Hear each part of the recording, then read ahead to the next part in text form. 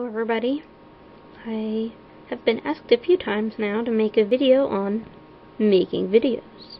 Well, one of the most important things you need to start with is a place to film. I found a spot that was flat and big enough for my barns to sit on and have a little space for a paddock. It also is a really good idea to find natural lighting. It needs to be bright enough that when you film it, you can still see what's going on. Use a scale that you like working in.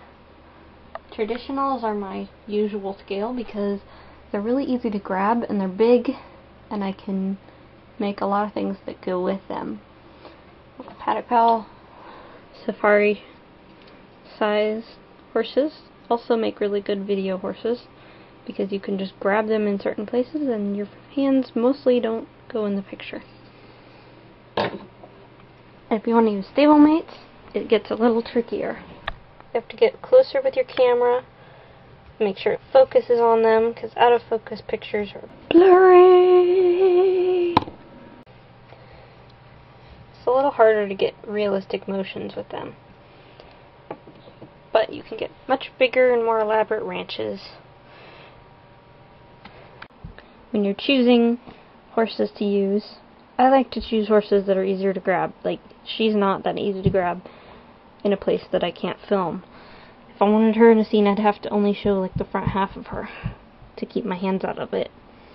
But horses where their tails are sticking out, it's nice and helpful because then you can show almost the whole horse, just holding the little tail part. And you can have the horse do a lot of things. Hold the camera so that it's about level with your character's shoulder, or just below the head. If you hold it down really low, it gives you a really dramatic angle. If you hold it really high though, it's hard to keep your hand out of the frame and it makes them look like toys, especially if you hold it like this. I'm a toy.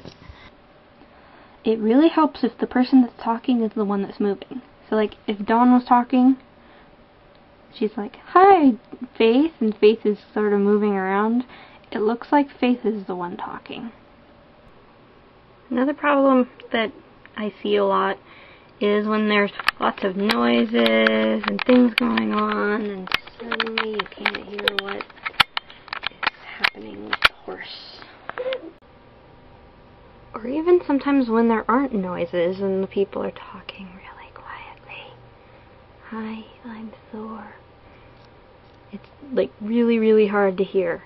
So speak up. Don't be afraid to talk loud so that people can actually hear what's going on. Another one I have to work on a lot is giving my characters different voices and personalities. And Rubicon is definitely his own personality. "Hello, I have my own voice and it's all mine and nobody else uses it." And also, if they have personalities and backstories, it makes them more than just two-dimensional flat characters. Come up with an original storyline that has not already been used 100 million times, because we like to watch things that are different. Yes, we do. And the more different you can make it, and the more original, the better people are going to like it. I have a lot. I have saddles, I have little whips, I don't know if you can see in there. Yeah, you can see. I have a ton of props everywhere, and I use them. And that adds more realism to your scenes. You can have people holding the props, like if they're going to ride a horse, they can hold a bridle. Don't be afraid to use things that are not made by Breyer. Keep your eyes open for everyday things that you can use in your Breyer scenes. This thing right here is actually a coaster. Here I've got this kind of fake leather stuff for my dirt. I'm using just a Christmas tree garland for my bushes. And mossy rocks from the craft store. This fence isn't actually even from Breyer or model horses, it's just a garden fence that I cut the bottoms off of. My flooring is leftover wallpaper. Some of my tack hooks are actually picture frame hangers. You can film characters, whether they're moving or not, and have them talk. Now remember that you don't have to have the fanciest barn, or the newest Breyer molds, or, even people to make a Breyer video.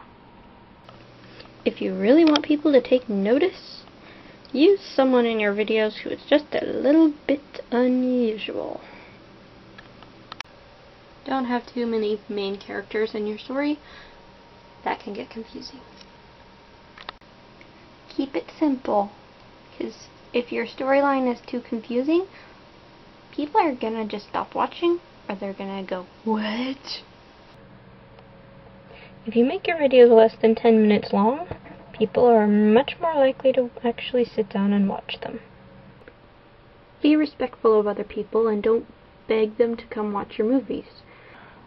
If you do your best and work hard, people will notice. And popularity is not everything. Having a few really good fans is way better than having thousands of people that don't even watch your shows. They just friended you or watched you because you asked them to. So, yes, popularity is great. But it's more important to do it because you love it. Be unforgettable. Be true to your fans.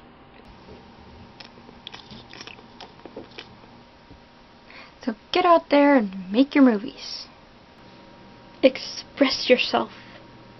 And don't forget, the most important thing is to have fun. It will show in your videos.